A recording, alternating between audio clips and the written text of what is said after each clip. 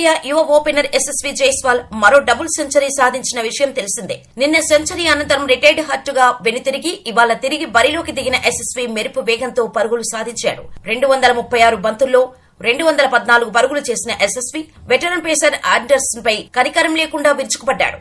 4గో రోజు ఆటలో లంచ్ విరామం తర్వాత గేరు మార్చిన అతను ఇన్నింగ్స్ 85 ఓవర్లలో అండరన్స్ కు చుక్కలు చూపించాడు. ఈ ఓవర్లో వరుసగా 3 సిక్సర్లు బాది పలు రికార్డులు నెలకొల్పాడు.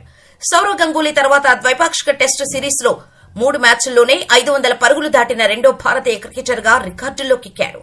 2007లో స్వదేశంలో పాక్ తో జరిగిన టెస్టు సిరీస్ లో గంగూలీ 534 పరుగులు సాధించాడు. అలాగే ఓ ఇన్నింగ్స్ లో ఓ టెస్టు సిరీస్ లో అత్యధిక సిక్సర్లు బాదిన భారత ఆటగాడిగా రికార్డులు నెలకొల్పాడు. తాజా ఇన్నింగ్స్ లో యశస్వి మొత్తం 12 సిక్సర్లు బాదాడు. దాంతో ఒక్క ఇన్నింగ్స్ లో అత్యధిక సిక్సర్లు బాదిన లిస్టులో పాక్ ప్లేయర్ వసీం అక్రమ్ తో కలిసి టాప్ ప్లేస్ లో ఉన్నాడు.